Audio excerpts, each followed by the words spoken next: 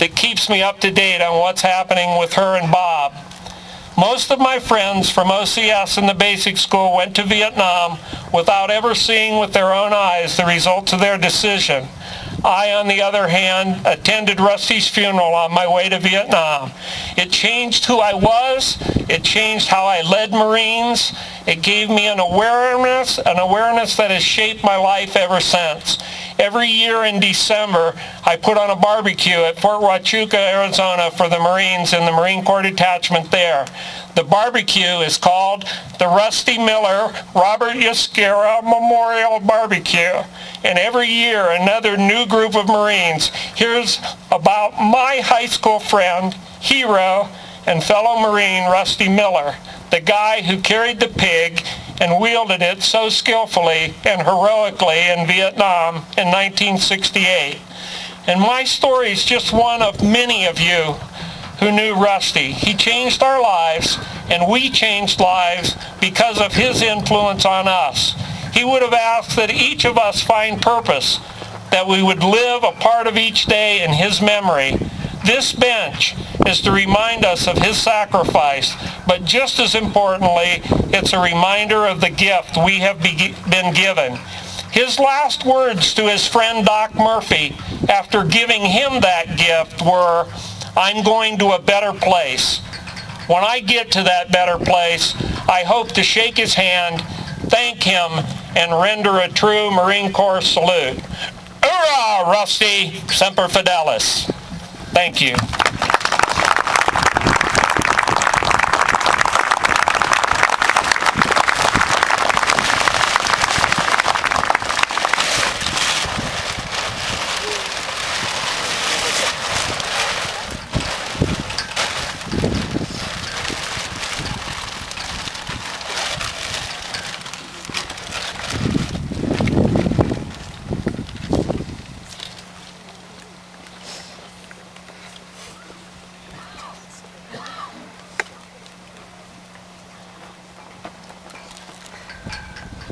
Thank you, Blaine.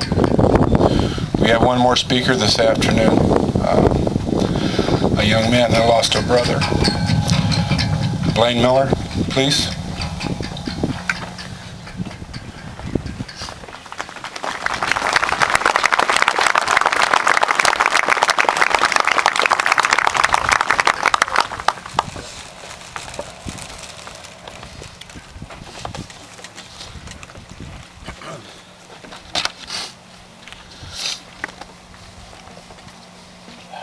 On behalf of Rusty's family, words can never express the love and appreciation you have shown us by remembering Rusty with the honor you give him today. Our sincere thanks to New Franklin for making this special time of remembering possible. To Mencius Brothers and Giuseppe's, who has generously donated towards the time of celebration following the ceremony. To Flowers by Dick for the wreath placed on the wall under Rusty's name.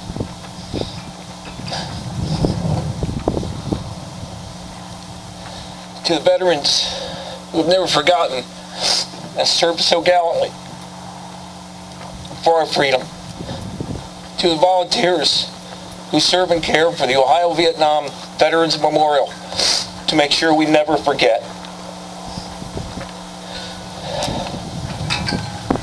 To Manchester friends and classmates who remember Rusty for his humor, fun, and lively escapades and made this bench memorial possible.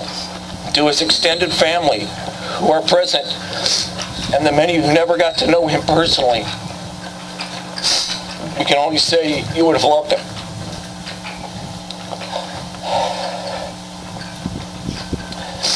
To Mayor Al Bolas, who has taken precious time to be a part of this special occasion.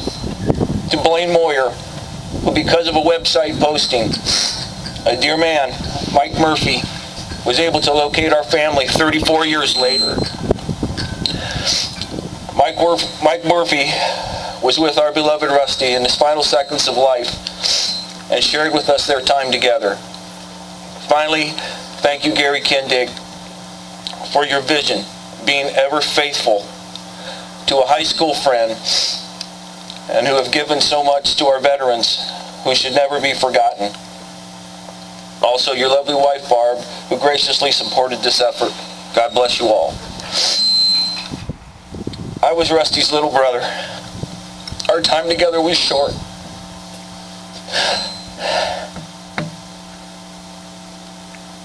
But I can never forget him towering over me.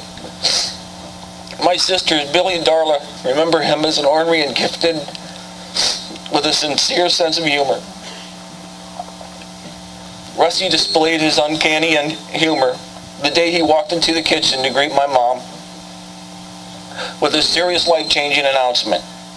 Our mother need only see the smile on his face and ask, "What have you done?" This seemed to be a frequently asked question by our parents to Rusty at that time. But Rusty burst into singing from the halls of Montezuma to the shores of AAA. The smiling never stopped for Rusty, even in basic training at Parris Island, South Carolina. We know this because he told our parents that the drill instructor said that he would wipe the smile off his face before he left. Even the drill instructor came back before he left and asked if he could see it one more time. When Rusty arrived in Vietnam, he was nicknamed Big Huey.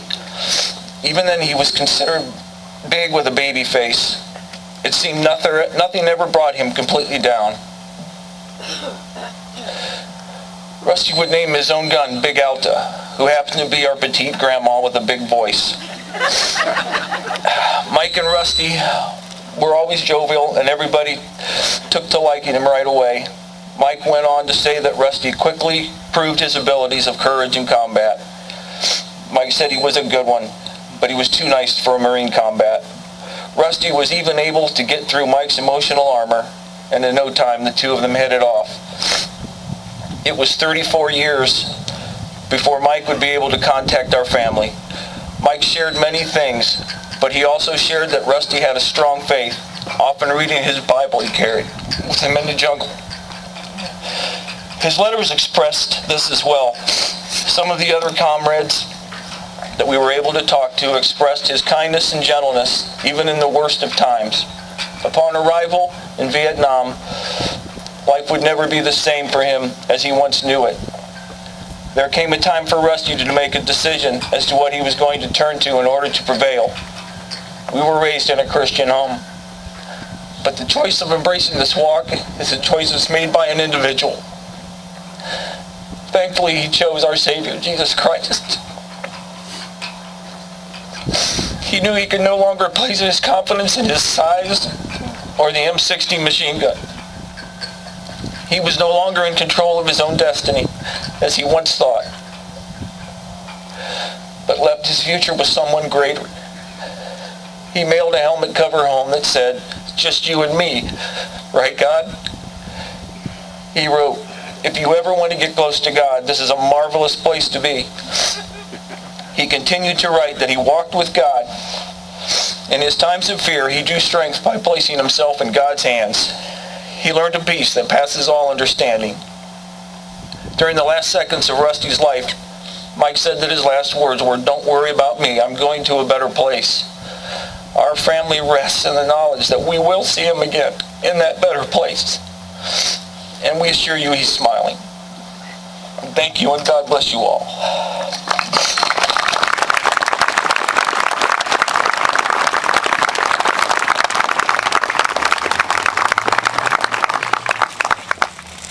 Thank you, Blaine. I'd like to thank everybody for coming out today. A special thanks to Gary Kendig. Gary, would you stand up, please? Give him a big hand. Oh, he is standing. It's the old guy with the white hair over there. Again, thanks for coming out today. It was a beautiful day, and I'm figuring Rusty had something to do with it. I'm very sure of that. There's going to be a reception over to Tudor House for the friends, family, and classmates. If you'd like to come over there and sit with the Millers and share. I don't know if Blaine is going to share all the stories with you, but you can ask him. So hopefully we'll see you over there. Thanks again, folks.